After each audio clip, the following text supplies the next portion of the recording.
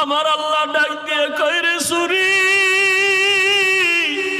আমার ইসমাইলের একটা পশমের ক্ষতিও যেন তোমার দ্বারা না হয়।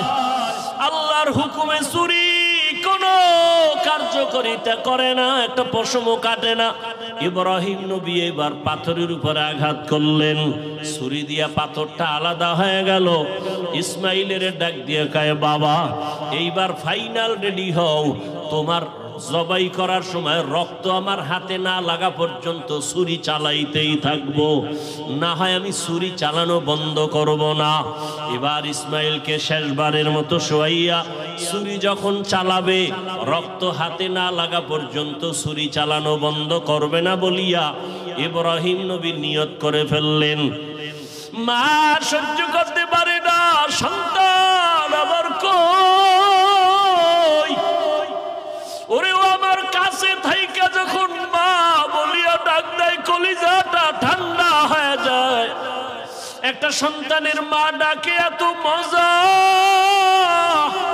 দুনিয়ার বাদশাহ যদি বানায় দেয় এত মজা পাওয়া যায় না। সন্তান যখন আম্মু বলে ডাক দেয়, মায়ের কলিজাটা ঠান্ডা হয়ে যায়। মা হাজেরা ইসমাইলের বিদায় দিয়া তাকায় তাকায় কান্না করে। ইব্রাহিম নবী পিছনে তাকায় না, তাকাইলে মায়ার কারণে পরীক্ষায় পাশ করা যাবে না। ইসমাইলও আনন্দে আনন্দে যখন বের হয়ে যাচ্ছে, শয়তানের মাথা গরম হয়ে গেল।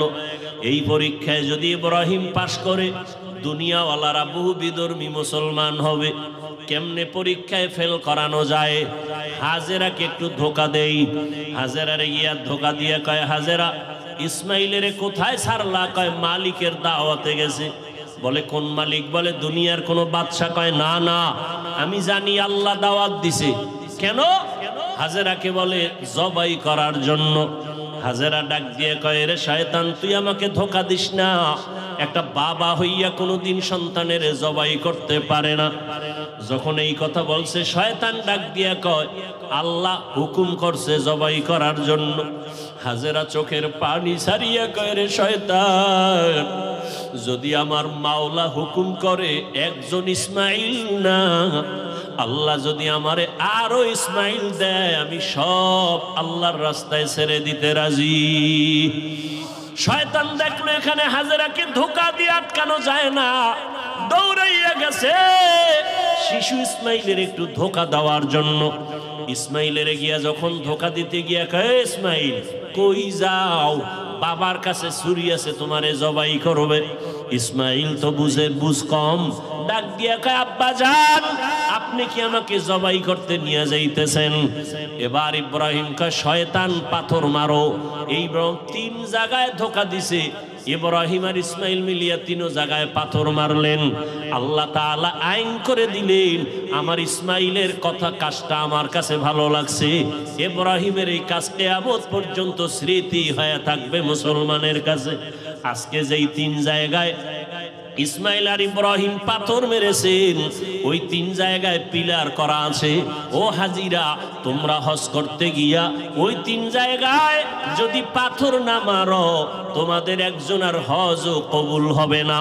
এবার নিতে নিতে ইসমাইলকে নিয়া মিনা বাজারে হাজিরা এখন যেখানে কোরবানি দেয়, ইসমাইলের যেই জায়গায় কোরবানি দিছেন ওই জায়গায় ইব্রাহিম নবী ইসমাইলের নিয়া এবার চিন্তা করলেন, আল্লাহ আমারে কেমন সন্তান দিলেন, একটু পরীক্ষা কইরা দেখি। এবার সন্তানকে বাবা বলতেছেন, ফালাম্মা বালাগা মাআহু সায়া ক্বালা ইয়া বুনাইয়া ইন্নী আরা ফিল মানামি আন্নী আযবাহুকা ফানজুর মাযা তারা। ও বাবা, আমি স্বপ্নে দেখলাম তোমাকে জবাই করতেছি, বলো বাবা তোমার কি মতামত বলো। ইব্রাহিম নবী কথাটা বলা মাত্রই সাথে সাথে সেকেন্ডের মধ্যে সন্তান ইসমাইল জবাব দিয়ে দিলেন, ইয়া আবাতিফ আল মা তুমার সাতাজিদুনি ইনশাআল্লাহু মিনাস সাবিরিন। আব্বা জান, দ্রুত আমাকে আল্লাহর হুকুম মতো জবাই করেন, ইনশাআল্লাহ আমাকে আপনি ধৈর্য ধারণকারীদের মধ্যেই পাবেন। আব্বা জান, আমাকে দ্রুত জবাই করেন, দেরি করলে আবার বুঝি আল্লাহ হুকুমটা ফিরায় নিবে, কপাল পুড়ে যাবে। একটা সন্তান বাবার সামনে কতটা বিনয়ী হইয়া বাবার ইজ্জত রক্ষার জন্য আল্লাহর মুহাব্বতের বন্ধনে নিজেকে পেশ করে দিলেন। তবে ইতিহাসবিদরা লেখেন ইসমাইল একটু কান্না করে বলছেন, বাবাজান আপনি যদি এই কথাটা আমাকে একটু বাড়ি বসিয়া বলতেন, আমি আমার দক্ষিণী মায়ের থেকে একটু চির বিদায় নিয়ে আসতাম। কারণ 6টা বছর আমার মা আমার এত কষ্ট করে লালন পালন করে বড় বানাইছে। এই 6টা বছর পানি নাই, খানা নাই, আপনিও এসে দেখেন নাই। আমার মা আমার মুখে জিহ্বা দিয়ে আমার পেটের ক্ষুধা নিবারণ করেছে। আমার মা পাগলনির মতো দৌড়াদৌড়ি করেছে। ও আব্বাজান, বাড়ির মধ্যে বসে যদি বলতেন আমি একটু মায়ের থেকে বিদায় নিয়ে আসতাম, পারি নাই, দুঃখ নাই বাবা। আমাকে এখানে জবাই করিয়া আমার রক্তমাখা পোশাকটা মায়ের কাছে নিয়ে যাবেন। আম্মা জান আমাকে না দেখে যদি বলে আমার ইসমাইল কই, আপনি আব্বা রাগ করে আমার মাকে কিছু বলবেন না, আমার আম্মা জানকে একটু সান্ত্বনা দিয়া বলবেন ইসমাইল সালাম জানাইছে। আল্লাহ যদি কবুল করে হাসরের ময়দানে মোলাকাত হয়ে যাবে। আব্বা জান আর আপনার কাছে দাবি, আমাকে জবাই করার আগে আপনি আমার হাত পাও রশি দিয়ে বাঁধেন, কারণ জবাই করতে গিয়া আমার হাতে পায়ে নাড়াচাড়া যদি আপনার শরীরে লাগে বেয়াদবি হবে, আল্লাহ বেজার হয়ে যাবে।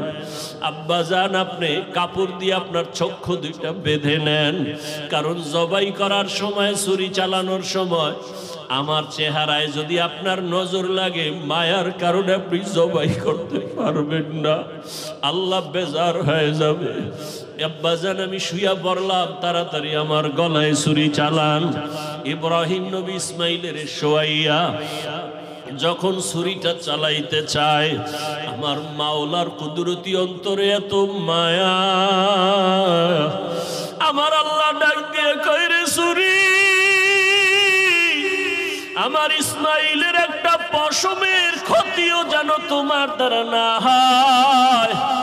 আল্লাহর হুকুমে ছুরি কোনো কার্যকারিতা করে না, একটা পশমও কাটে না। ইব্রাহিম নবী এবার পাথরের উপরে আঘাত করলেন, ছুরি দিয়া পাথরটা আলাদা হয়ে গেল। ইসমাইলের ডাক দিয়ে কয় বাবা এইবার ফাইনাল রেডি হও, তোমার জবাই করার সময় রক্ত আমার হাতে না লাগা পর্যন্ত ছুরি চালাইতেই থাকবো, না হয় আমি ছুরি চালানো বন্ধ করব না। এবার ইসমাইলকে শেষবারের মতো শোয়াইয়া ছুরি যখন চালাবে, রক্ত হাতে না লাগা পর্যন্ত ছুরি চালানো বন্ধ করবে না বলিয়া ইব্রাহিম নবী নিয়ত করে ফেললেন। ইসমাইলকে শোয়াইয়া দিলেন, আর যখন ছুরি চালাবে আল্লাহ পাক রব্বুল আলামিনের কুদরতি অন্তরে এত মায়া, জিবরাইলের ডাক দিয়ে কয় জিবরাইল, আমার ইব্রাহিমের ওয়াদা এমন ত্যাগ আর নিয়ত যে রক্ত না লাগা পর্যন্ত ছুরি চালানো বন্ধ করবে না। আমি তো ইসমাইলের জবাই চাই না, আমি চাই আমার হুকুমের জন্য কতটুকু তারা ত্যাগ স্বীকার করলো। আমার মোহাব্বতের পরীক্ষা চাইছি, আমি ইসমাইলের জবাই চাই নাই। আমার হুকুম মতো প্রশ্ন ছাড়া যখন তারা দুজনে রেডি হয়ে গেল, আমার পরীক্ষা হয়ে গেছে, আর লাগবে না। ইসমাইলের জবাই করার আগে, ছুরির নিচে দেওয়ার আগে জান্নাতি একটা দুম্বা নিয়ে যাও, ইসমাইলের সরাইয়া জান্নাতি দুম্বাটা যখন ছুরির নিচে দিয়া দাও। ইব্রাহিম নবী ছুরি চালায়, জিব্রাইল আমিন দুম্বা নিয়ে রওয়ানা। দেখতেছে আমি যাইতে না যাইতেই মনে হয় ছুরির নিচে ইসমাইল জবাই হয়ে যাবে। জিব্রাইল আমিন আসমান থেকে একটা আওয়াজ দিছে, আল্লাহু আকবার, আল্লাহু আকবার। ইব্রাহিম নবী তাকাইছেন, তিনিও ডাক দিছেন আল্লাহু আকবার, আল্লাহু আকবার। এবার ইসমাইল আওয়াজ দিলেন লা ইলাহা ইল্লাল্লাহ। এইভাবে আওয়াজ দিয়া ইব্রাহিম নবী যখন চক্ষু খুইলা দেখেন রক্ত হাতে লাগছে, ছুরিটাও ছাড়লেন।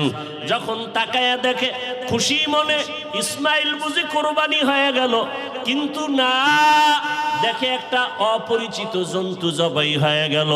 ইসমাইল পাশে সুন্দরভাবে দাঁড়ানো, বাবা আবার বুঝি ভয় পেয়ে গেলেন, ও ইসমাইল, আল্লাহ বুঝি আমার কোরবানি কবুল করবেন না, আর একবার চেষ্টা করি।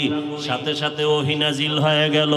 আল্লাহ কয়, ওয়ানাদাইনাহু আইয়া ইব্রাহিম কদ সাদ্দাকতার রুইয়া ইন্না কাযালিকা নাজজিল মুহসিনিন।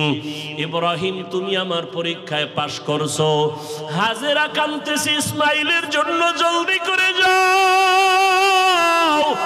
বলে আসো মালিকের দাওয়াতে যাই। মালিকের থেকে কি হাদিয়া নিবা?